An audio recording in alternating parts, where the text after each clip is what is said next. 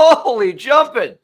Welcome to the opening face-off episode of a show we like to call Third Line Grinders, because we ourselves would probably play on the third line and would definitely be in the category of grinders if we played hockey.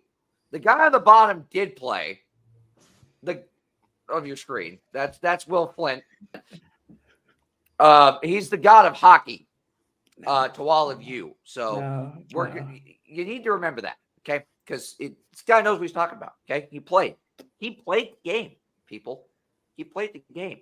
Christian and I just watch it and talk about it, and I failed to skate on the internet. Is there a video? Somebody made a TikTok about it. Oh yeah. You're gonna have to send that to me. I haven't seen that. Christian, live from the other state of hockey, known as Minnesota. That's Christian Emery. I'm Brett Wiseman. The three of us will be your co-hosts.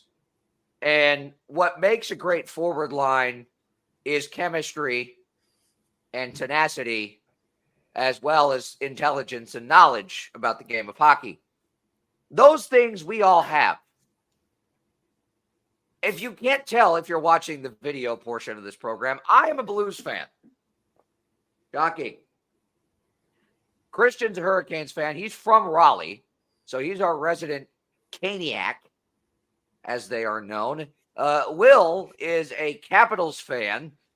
He hails from the great state of South Carolina, not far from the home of the South Carolina Stingrays of the East Coast Hockey League. Greenville Swamp Rabbits.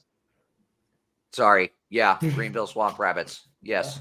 Forgot they changed the name again. Yeah. Anyways, they play at a place called Bon Secours Wellness Arena, which, if you're a Duke basketball fan, you'd like to forget exists. Anyways, let's get into some hockey here. Christian. Yes. Your Hurricanes. Yeah. What about you and I kind of talked about it last week on the Score with Brett Wiseman, which you should also check out here on TobaccoRedSportsRadio.com. We kind of talked about the moves that they made over the offseason and why bowing out of the Erik Karlsson sweepstakes was a good thing. I think you and I are in agreement on that. We haven't necessarily heard, you and I, what Will thinks about this Hurricanes team and the moves that they made. You bring in Michael Bunting, boom, scores in his first game as a Hurricane. Great move. Looks like it's paying off fantastically. You lose Gostisbehere, okay, he's going to Detroit. All right, you've still got that quarterback, that power play quarterback in Brent Burns. Will, it's you add Dmitry Orlov, who is someone that you as a Caps fan know very, very well.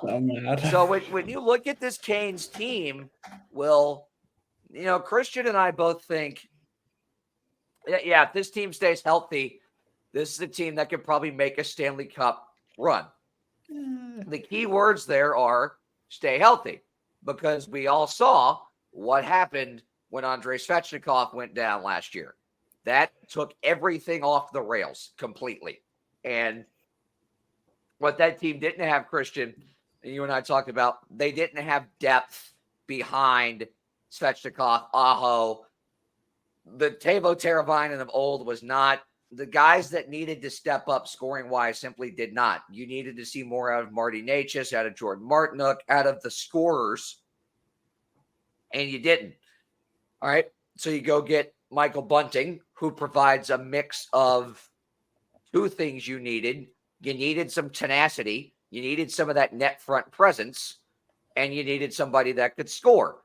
I think in that Ottawa game opening night, he gets the first goal. I think he also had 5 or 6 hits. He was a +2 or a +3 in that game and played about 16 or 17 minutes out there on the ice. I mean, he saw a lot of ice time for his first game with a new team.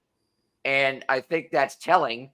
And when you look towards the end of the game, the hit that Orlov made speaks to his MO and his mentality.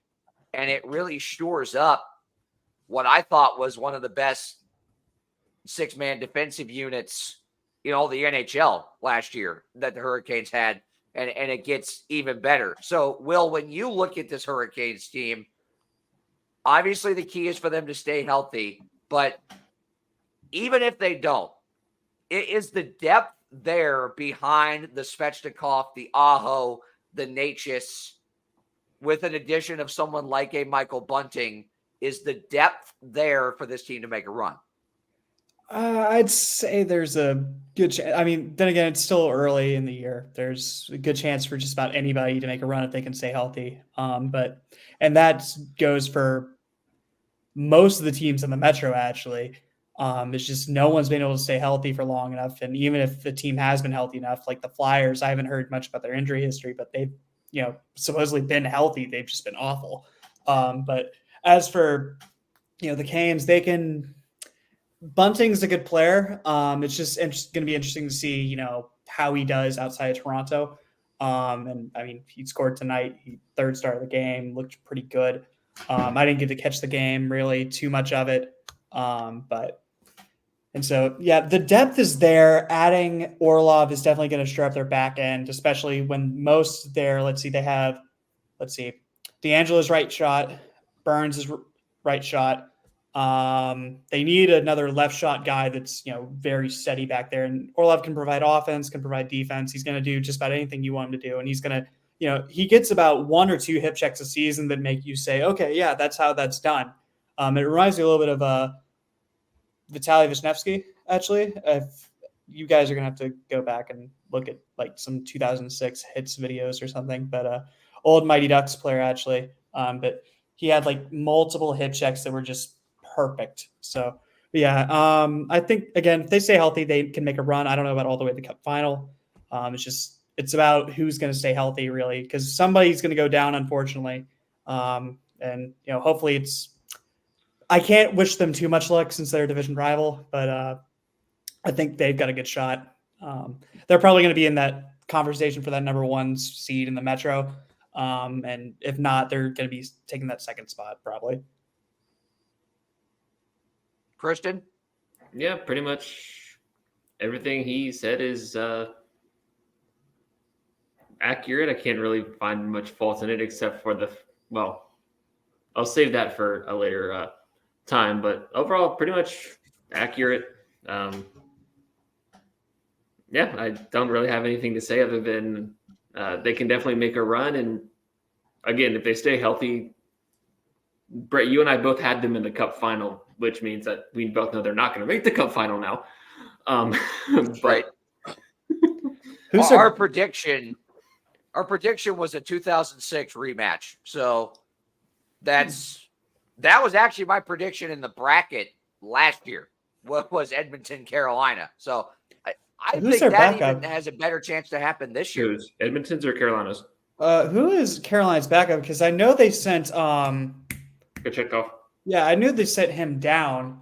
They loaned him. They loaned him because I don't know what it is with the Canes. They are like, well, we're not going to have a farm team, and that was Chicago's decision, not theirs. Oh, okay, all right, but that was the Wolves' decision. I've got some gripes in terms of how the Canes do some things in terms of their farm systems as well. But I'll save that for whenever we run out of other things to talk about that are more important. Yeah, it's still on Toronto. It's probably not going to last long. I'm sure we'll find a way to squeeze that in at some point. But Christian, when you look at the scope of this division, especially based off of what we saw from a lot of these teams on their respective opening nights, you look at the Hurricanes game, 3-1 lead going into the third. Ottawa scores 2 goals in like 25 seconds, 35. Ties the game back up, 35. Okay, cool. I was 10 seconds off. Wow. Brady Shea just unleashes a cannon, makes it a 4-3 game.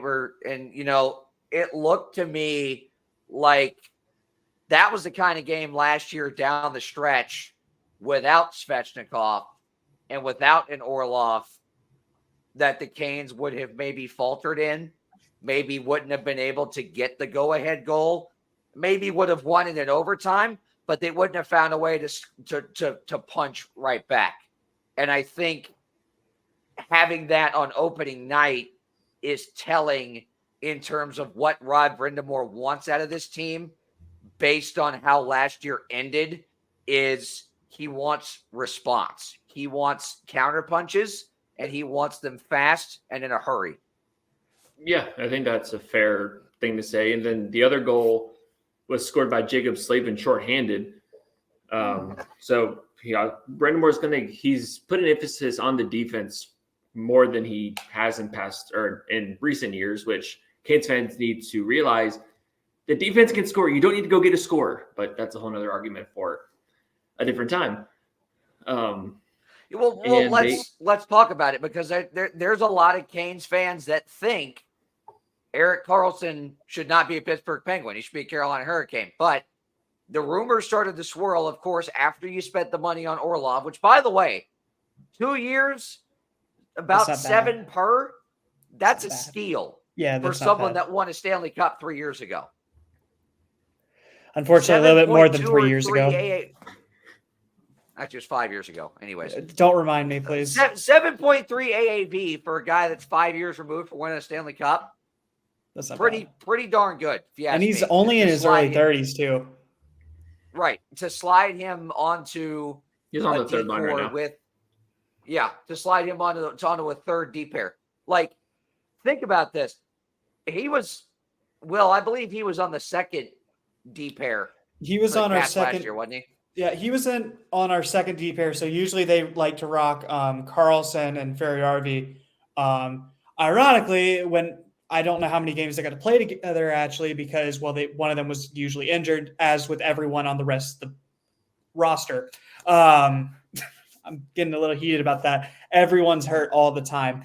But so usually it was Orlov and Jensen. So before Jensen got there, it was always Orlov and Niskanen. And so kind of a good puck moving defenseman that's also good in his own zone that might not necessarily score a goal or whatever is usually a good person to pair with Orlov, who can score, who can do everything else. That's usually somebody that's going to be a good pairing with him. And so they normally found him on the second end or second pairing, first pairing sometimes. In the NHL games, I always I'd put Orlov on the first line with Karlsson because, the overall stuff and all that. But he's a good, solid guy. You can basically put him anywhere. He's going to play well. And that's why you don't have to have a need to go get an Erik Karlsson. Yeah, too much money.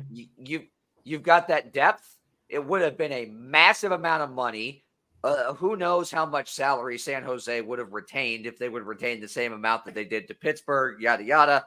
There were some salary cap gymnastics just to get the trade done from Pittsburgh.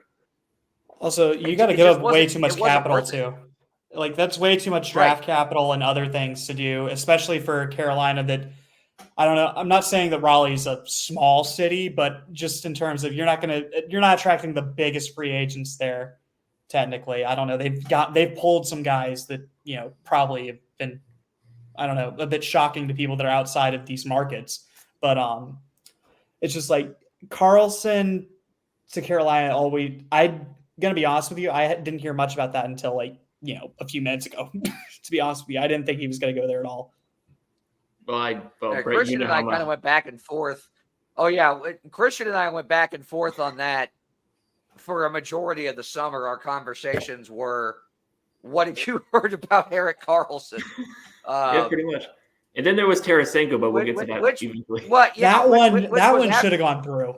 That would have been nice to see him there, but I was also hoping the Caps might poster back there on my wall. So I was hoping the Caps are going to try to, maybe do something with that. But then again, we got to get these young guys playing, or else, it's the next few years are going to be, really depressing. Here's the thing, Christian, I didn't really see a whole lot of Vladimir Tarasenko show up for Ottawa the other night.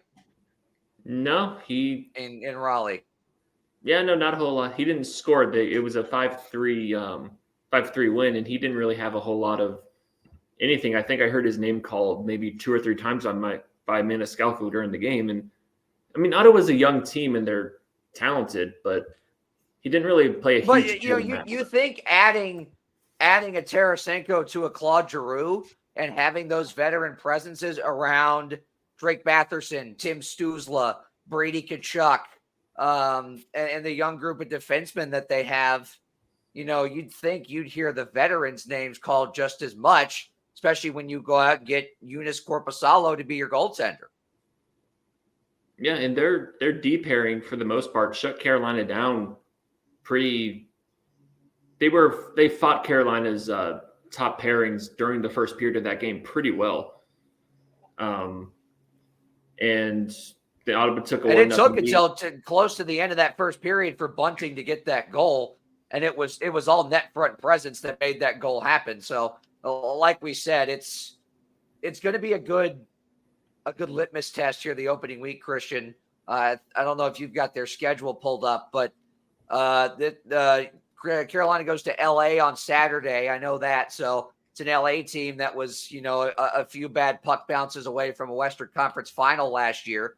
So that's a good test. And, the first week here is not going to be a walk in the woods here. It's not going to be easy. Their schedule is they'll go to LA on Saturday. They're in Anaheim on Sunday. Tuesday they're in and San let me tell you, Jose. just because those two teams are close, that back-to-back is never an easy one to pull off. No. Especially with the time zone changes. At least you're in one place. Yeah. And then they pretty much they're playing the West Coast teams for the next 4 games. They're in LA, they're in Anaheim, they're in San Jose, then they're in Seattle. Then they're in Denver or the Colorado, then they're at Tampa. So the next 6 games are on the road. And I think 7 of their next 10 are on the road to start the year, if I remember correctly. Right. So, I mean, you want to talk about a good test, especially considering the fact that this team ended the season last year on the road, had home ice in that series, lost the first 2 games, went on the road, and then lost the next 2. But according to Rod Brindamore, they didn't get swept. So when 7 of your first 11 games are on the road, that to me, fellas, we wrap this segment up. That to me, and we'll turn to you for this. That to me is the mark of what can make or break a strong team. It not just even from a talent or a depth perspective, and we could look at numbers and yada yada, but when 7 of your first 11 games are on the road, especially with how last season ended for you, that's going to be a really good litmus test of your character and your fortitude and your togetherness as a team. And I'll say this, the first few games are always, I don't know, they can be really fun. And so getting on the road and just, hanging out and getting to know the new guys and stuff like that, that's a good plus for them. But question for you guys, if you were, on an NHL roster, would you want to, be on the road for your first, 7 of your first 11 games, and especially on the West Coast? Would you guys want that, or would you rather put that a little bit, in the middle of the season or towards the later end of the season? What would you guys want? I'd rather just get it out of the way early. Yeah, that's what I was going to go with. But and look, as tough as it is, and as good a litmus test as it is, I think those are positives. Really, when you go all the way to the other end of the country, 7 of the first 11 games of the year, you spend a lot of time with some of these new guys on the plane, on the bus, in the hotel rooms, at practice. That brings a level of camaraderie that not a whole lot of other teams are going to be able to get. And I think that's going to pay dividends for Carolina, because they're going to get to know each other a lot better. And they're going to go ahead and get that tough trip out of the way. I think if you have this trip in January or February, when right after the All-Star break, when the bodies are starting to wear down a little bit, and every team is looking forward to that 4 or 5 days off of the All-Star break, or the lag that a lot of teams go through coming out of the All-Star break, trying to get their legs back. I think getting this trip out of the way, because everybody's got to do it at some point. I think getting this out of the way not only brings you closer together as a team, but it sets you up better for the turn of the calendar. When we get into 2024 and into those tougher months, when the games start getting tighter, and every inch on the ice is a little bit more contested than it is right now, I think having that trip out of the way is gonna pay huge dividends for them. We got to get in the break. When we come back here on Third Line Grinders, we'll get into the rest of the Metropolitan Division. We'll look at the Central Division as well, talk about my St. Louis Blues, and then, as I like to call them, the Ocean Divisions. A lot more to come. It's NHL Face-Off Week, and it's the opening Face-Off episode of Third Line Grinders. More after this. Back here on Third Line Grinders, the Tobacco Road Sports Radio Hockey Podcast. Thanks for tuning in. I'm Brett Wiseman. That's Christian Emery and Will Flint alongside us. Will played. Christian can kind of skate. I kind of can't, but we're here to talk hockey.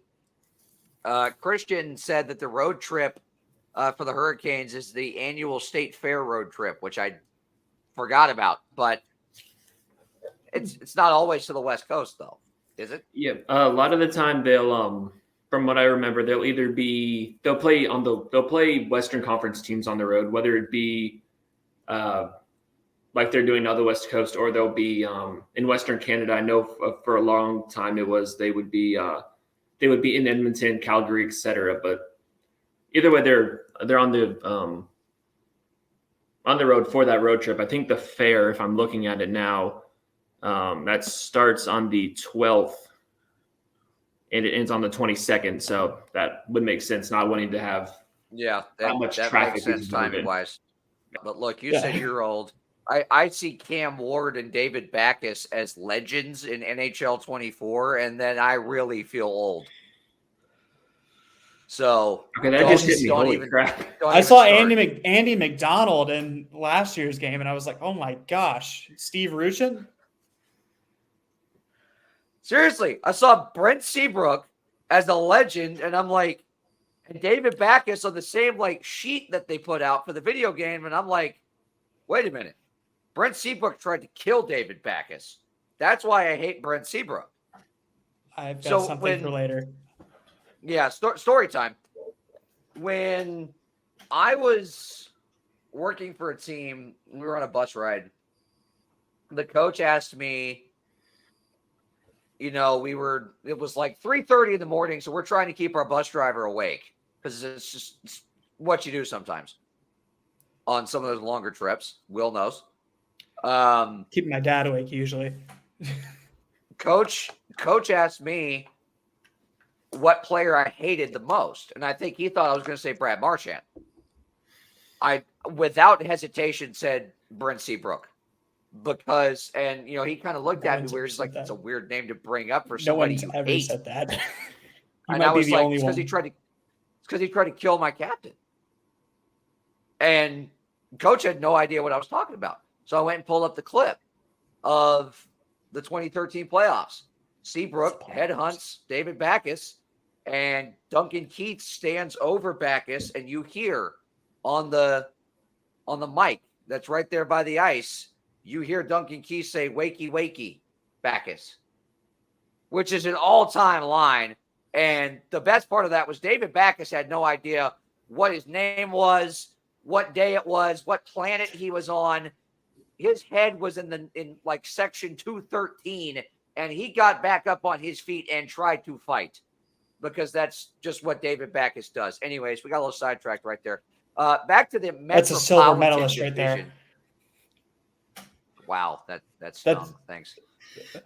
Well, we're all we're all Team USA fans. I'm kidding. He's a silver I'm kidding. medalist. I very much like the fact that he was a silver medalist. By the way, TJ Oshie still owns Russia, just in case anyone needed a reminder. I will say they called up a goal. The entire reason that game went to overtime is because they called up a Russia goal, though. The net came off just barely or whatever. And right. I remember watching that game. I remember that. Morning. Yeah. I still can't believe they got away with that in Russia for those Olympics, but that's just crazy. We're gonna have to spend a whole another hour on a bunch of international stuff at some point. We're gonna have a good time. We're just gonna need a whole separate show where we just go off script. Can it be uncensored? Maybe we don't. I don't know. It would probably have to be if we're off script. Let's talk about the teams in New York and New Jersey. Yeah, let the scriptwriter cook, will you? The teams in New York and New Jersey. We know who the Islanders are, right?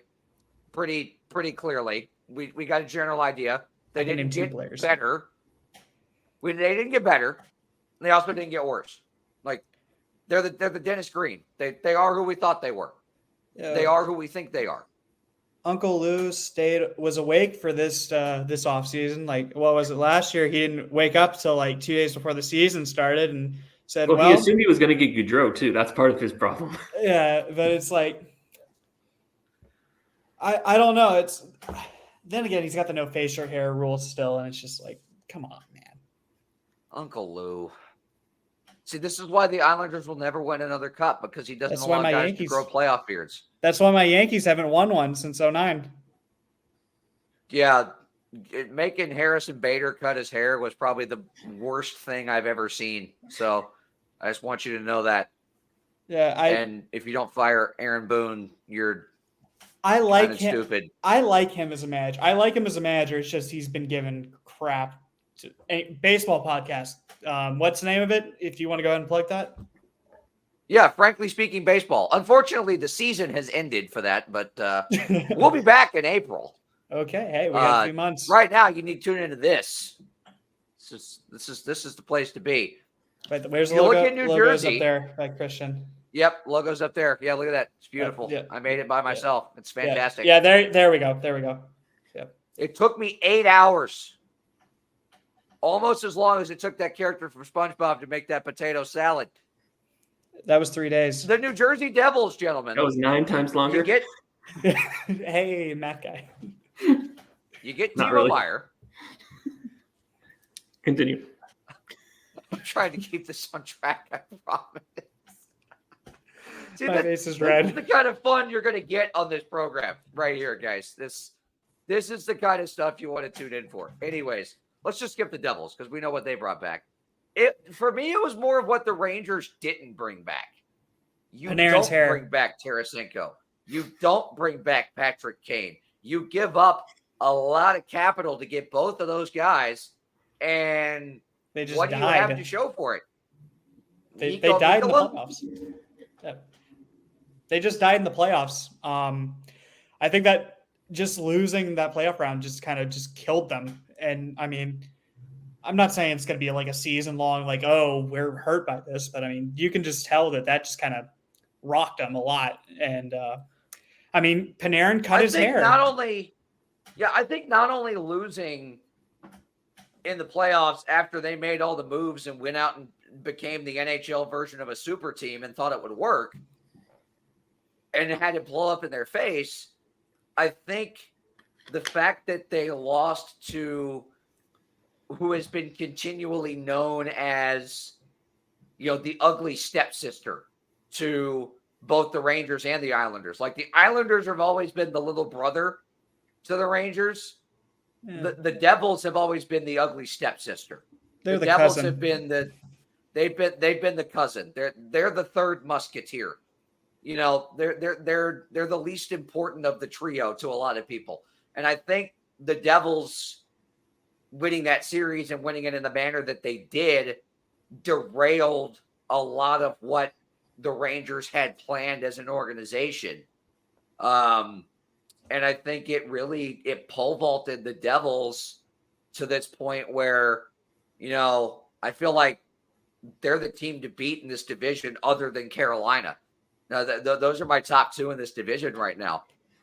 And when you look at it in its entirety, Columbus is out here shopping their defensemen. The Penguins went all in. We're not sure if that's going to pay off.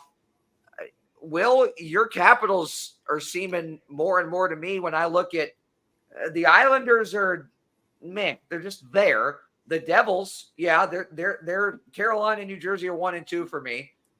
I think they overachieved a little bit, but they got the makings of a team that can, they might be able to make it to round 2 again. I think. I think they. What I'm seeing is, or what I'm foreseeing, is another Washington-Pittsburgh classic playoff series, classic battle for that third spot in the division.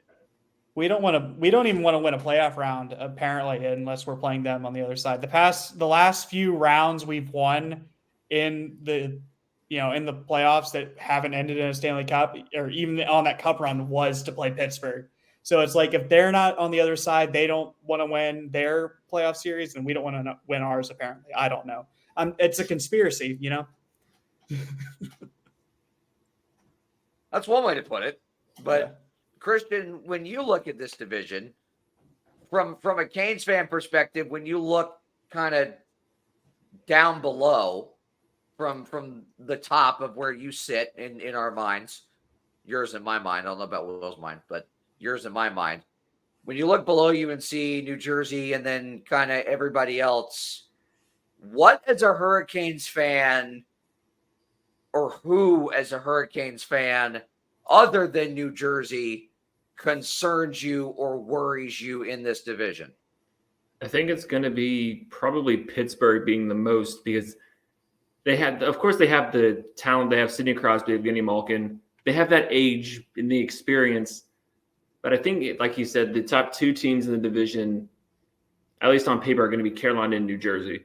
And then I think it's going to be a dogfight for that third spot between Pittsburgh and a whole bunch of other teams. But the one that scares me outside of New Jersey would probably be Pittsburgh, just because Erik Karlsson he's proven if he can be the go-to guy, he can put points on the board. In Pittsburgh, they're kind of at the end of that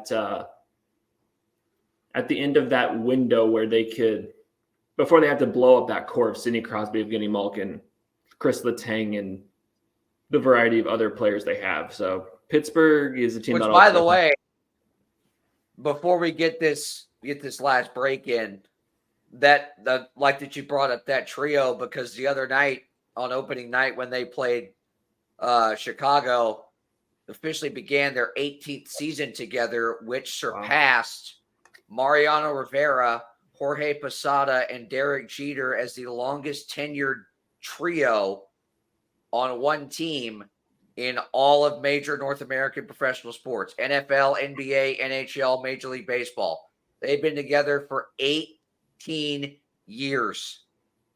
And if this isn't the year that this is going to be the year to do it. Because I think after this, Christian, I mean, they had to do some, as we said, they had to do some salary cap gymnastics, not just to get Erik Karlsson, but to keep Chris Letang and to keep Evgeny Malkin.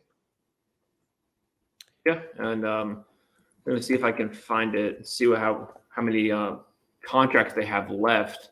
And while you're looking for that, I'll bring up that staying healthy is another big thing for them as well. It's like, again, Caps, same way, just everyone in this division. And I think that's throughout the league too, but specifically in this division, because of just how long these cores have been together, how old some of these guys really are and stuff. So, but Erik Karlsson, I want to see him do well. I don't want to see him do well in a Pens jersey, but at the same time if you're a fan of hockey, you're a fan of Erik Karlsson.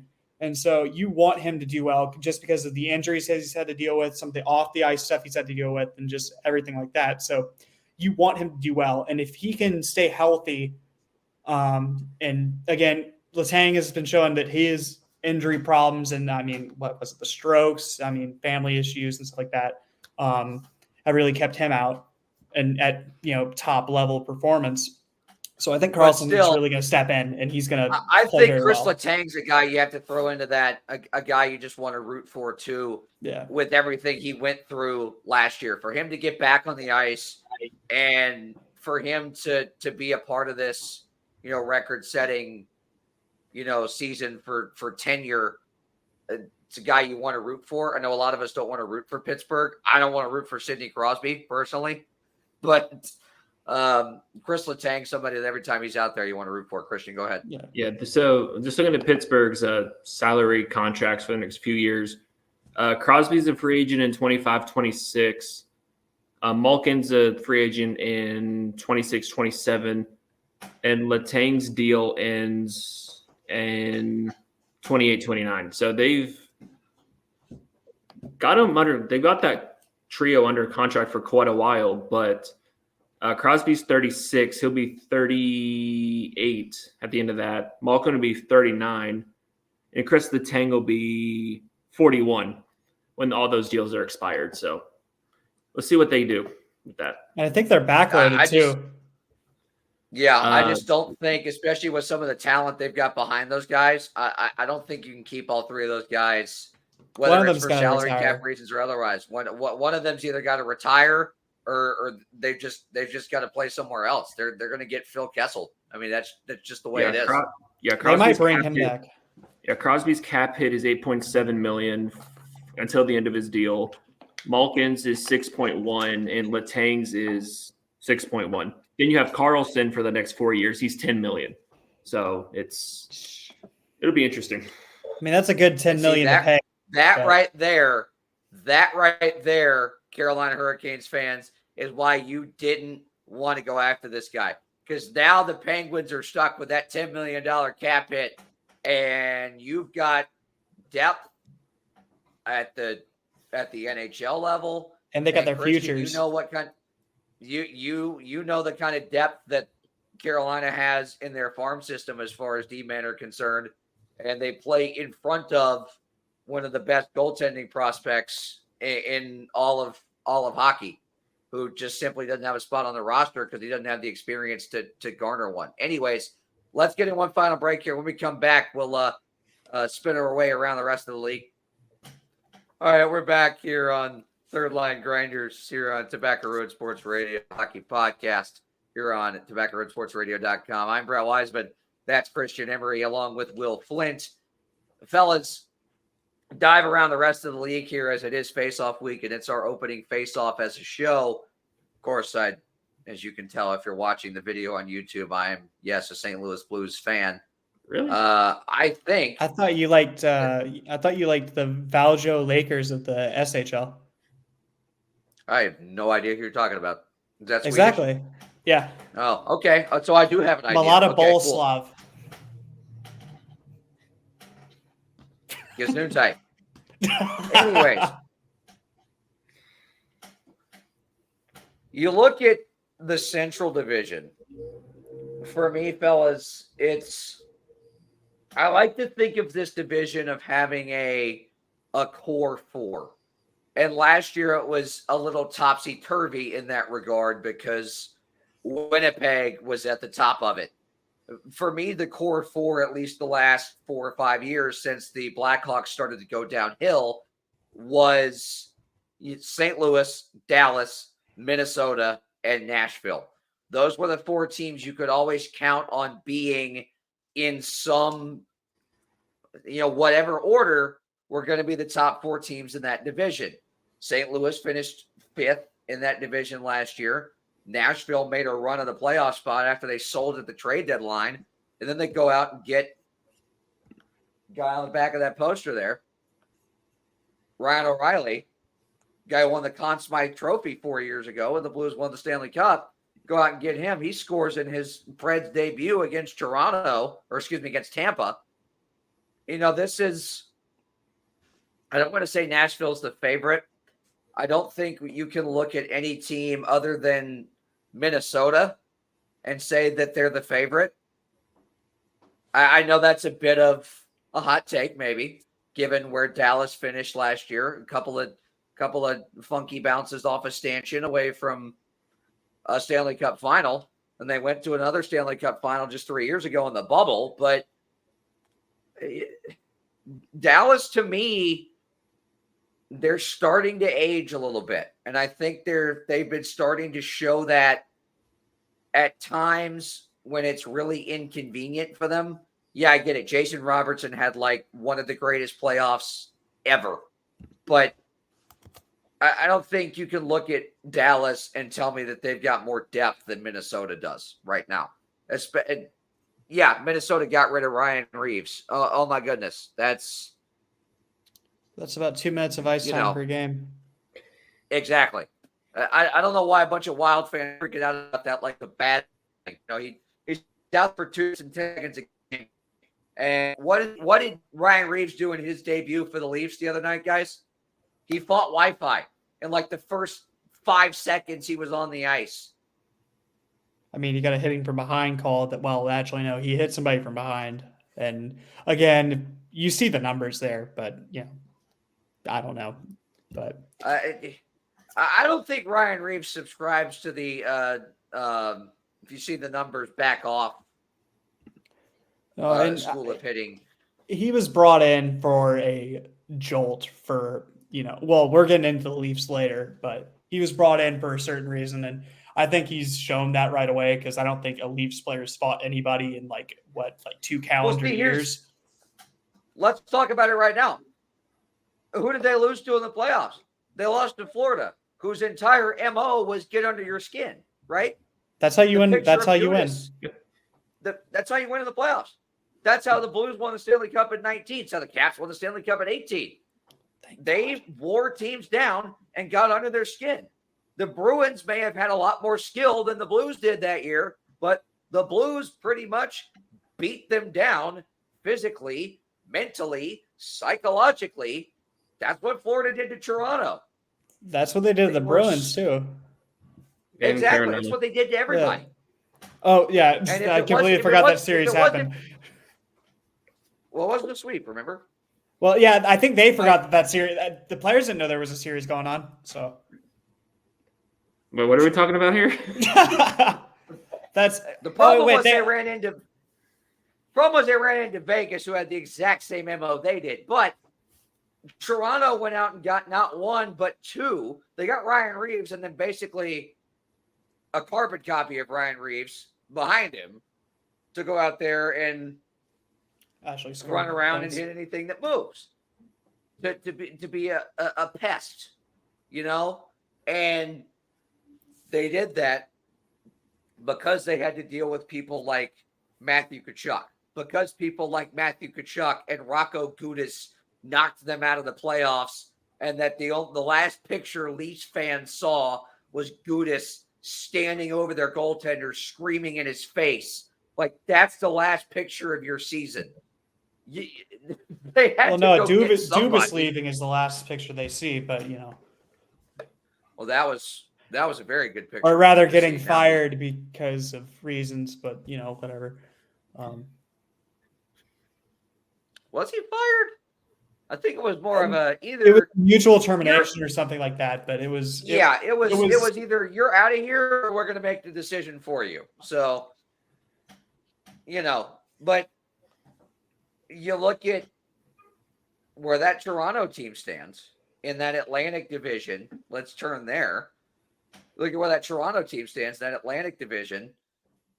I think you see a bit of a regression from them. I think you might see a little bit of a regression from Boston.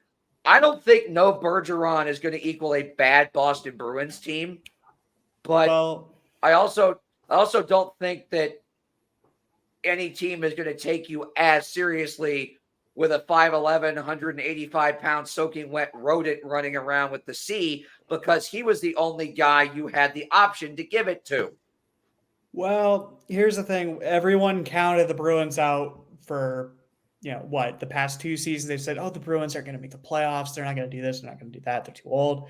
And there are a lot of Bruins fans in the upstate of South Carolina. I've played with a lot of them in men's league, and a shout out to them. Most of them came from obviously New England and stuff like that, but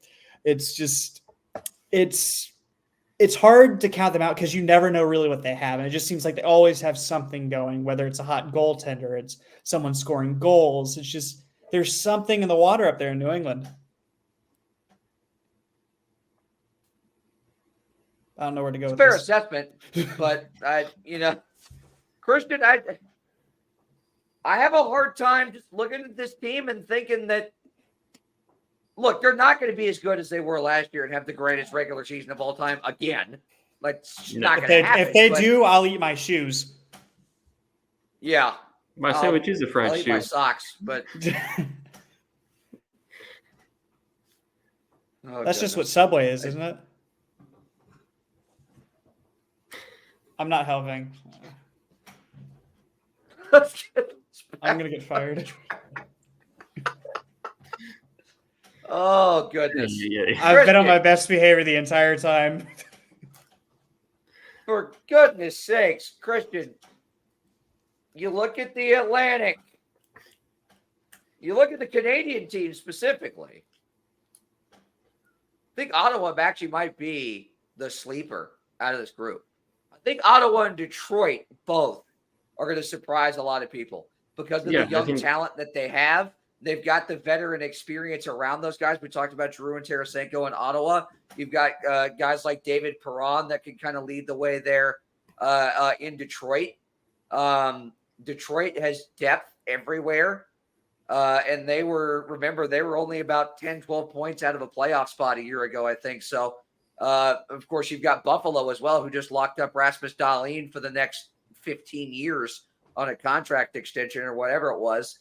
And you saw the kind of year Tage Thompson had last year. So can't look at Buffalo like they're some kind of slouch anymore. I think this is really the landscape of the Atlantic Division has kind of been flipped upside down to where we can lump in Detroit and Ottawa and Buffalo as threats to where we would put them at 5, 6, and 7 every time we would predict this division in previous years.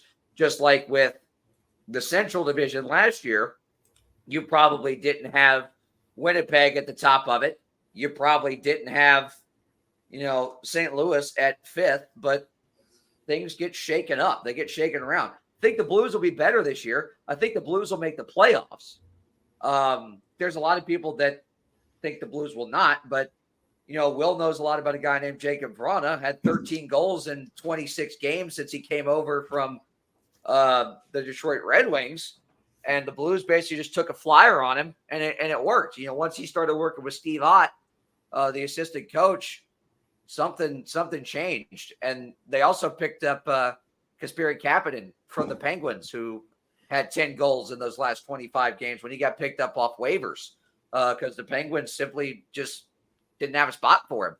And the Blues were in the midst of selling off the O'Reillys and the Tarasenkos of the world. And Braden Shen was the right choice to make the captain. That's why he's on that jersey back there. I think Robert Thomas was a good younger guy to give one of the A's to. And then two of the other more seasoned guys you give the A's to in Parayko and Falk. And you look at the defensive unit that's getting a heck of a lot of money. They're going to have to live up to being one of the highest paid defensive units in the league. Of course, that's dependent on Marco Scandella staying on the ice, which is easier said than done. But, before we wrap things up here, let's give our Stanley Cup final predictions. Will. Oh, God, you want to do this early? I don't really like doing predictions about the playoffs and things this early in the year because it's a crapshoot. I mean, yes, there are a few teams like I know daggum well that the Flyers are not making the Stanley Cup final, and I know that about like maybe 3 other teams. I don't even think they win 30 games, Will. I don't know. Torts, here's the thing, guys like playing for Torts. And so, he's not Brendan Shanahan. Close enough. No, he's not a Babcock type guy where he's a piece of work off the ice. But let's see, how long did he think last in Columbus? 72 hours? I think it was 2 seconds, really, to be honest with you. No, so I think that Torts is going to get them to at least over 30. I think they'll get over 30 wins, maybe. I don't know.